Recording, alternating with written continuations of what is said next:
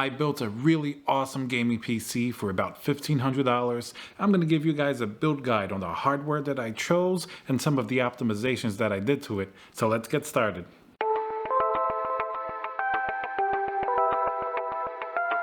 Hey guys, Tiago here with Classical Technology. Thank you for joining me again for another video. Please subscribe if you like my content, smash that like button, leave a comment below. I want to know if you guys have built a PC recently and what the specs are. In today's video, I'm going to give you guys a little bit of a build guide and some guidance showing the build that I did in the Fractal Design Meshify S2 using a 2070 Super, a 9700K, and the budget was around $1,500, maybe a little bit more, but you can get it to around $1,500 if you tweak a couple of things. Now, this gaming PC, as far as I'm concerned, is one of the best bang for the bucks you can get. So let's start with the first component, and that's the case. This is going to be the Fractal Design Meshify S2. I absolutely love this case. I've done a couple of builds in this. The reason I like it is that you get so much airflow that your noise is going to remain low, and you're going to have a lot of overclocking headroom, meaning that your components are just going to be able to perform like they're meant to without any thermal throttling.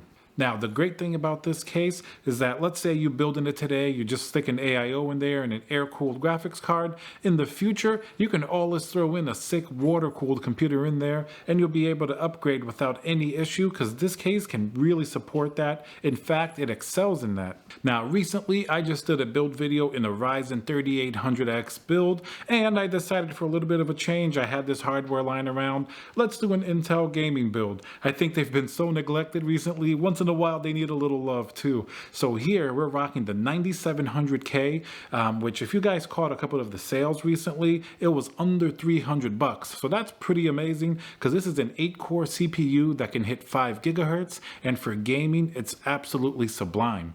Now the motherboard that we're using is going to be the Asus Strix Z390E. I really like this motherboard. I think the design is fantastic. Of course, if you're going to overclock a lot, the VRMs aren't necessarily the best. It's not like the Formula motherboard or some of the more high-end ones, but for the price that you can get these nowadays, I think it's pretty fantastic, and it's been extremely reliable for me, so I'm very happy with this motherboard choice. Now in this build, we're also going to be rocking the Corsair Dominator RGB RAM.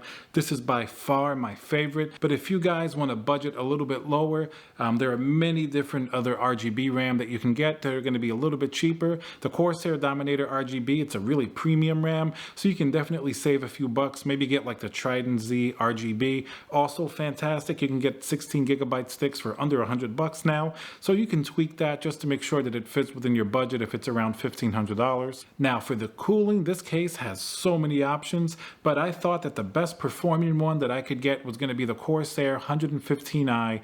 This also comes with RGB fans, so it's an absolutely fantastic cooler. In fact, a lot of the performance that I saw from this cooler rivals some of my open loop custom water cooled systems, which is really impressive because this is much cheaper than doing a whole open loop. Plus, I think it looks great. The RGB looks fantastic around the CPU block and on the RGB fan. As well, you have to remember that we're using the Corsair Dominator RGB RAM, so we can really sync everything up and it looks fantastic. Even if you use another RAM, you can still sync it up with the motherboard, but this is awesome being within that Corsair ecosystem. Now, for the GPU, we're going to use one of my favorite GPUs. This is going to be the 2060 Super, and now this isn't just any 2060 Super, it's the EVGA XC Ultra. Now, this is a really thick boy. We're talking about a 2.5 slot graphics card.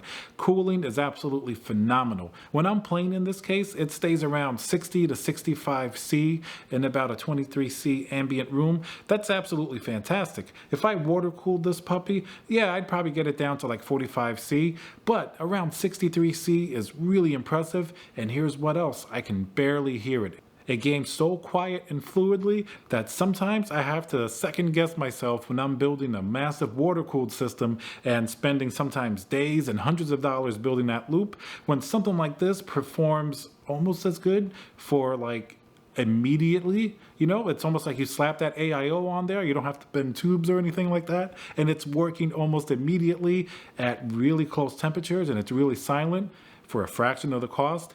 I don't know. If I didn't love the design of water cooling so much, I think I'd jump ship to this.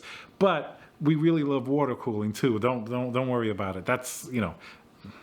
probably when we water cool this one, which is going to be coming up as well. Now, this case has a massive amount of room for storage, but lately I've been going really minimalist with my storage and my gaming builds.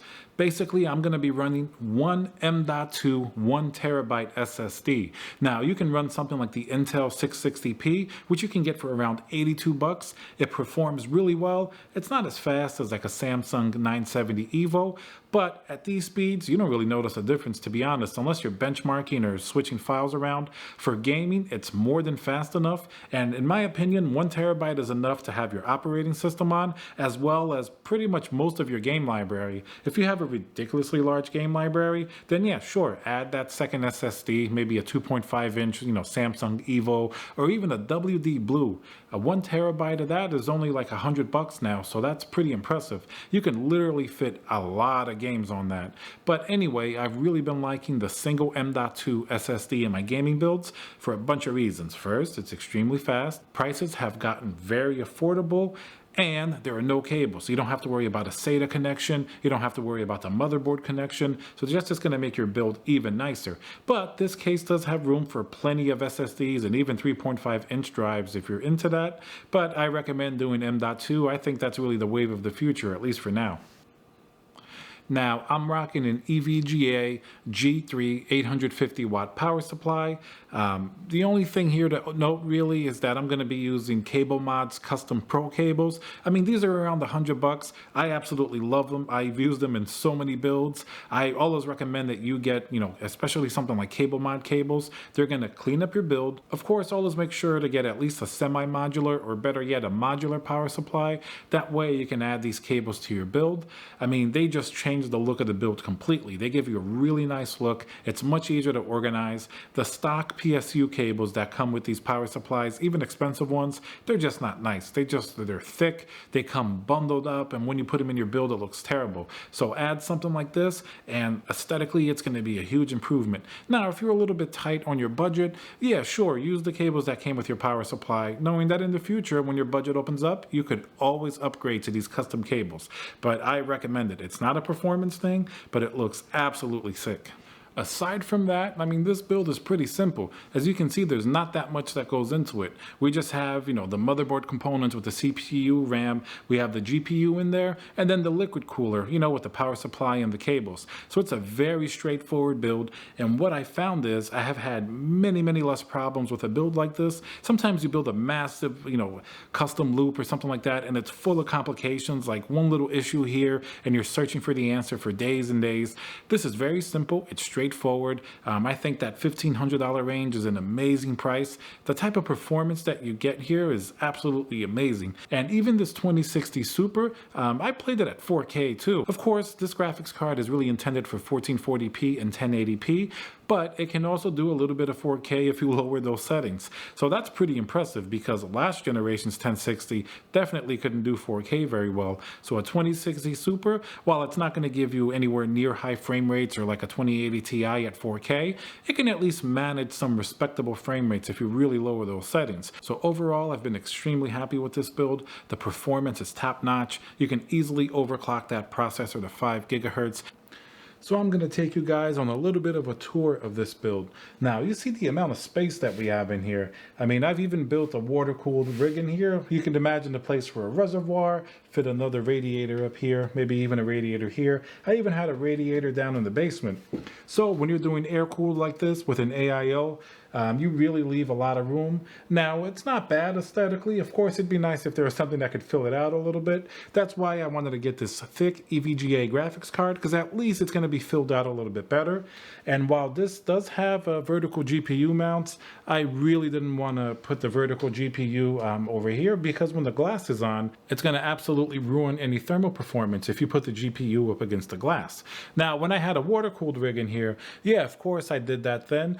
But then you're really doing water cooling. You don't have fans or anything at the GPU level, so you're okay there. Now, I decided to put the Corsair 115i right at the front because I feel like you're going to get the best thermal performance, bringing in fresh air from the front because there's a mesh panel here. That's why it's called the Meshify.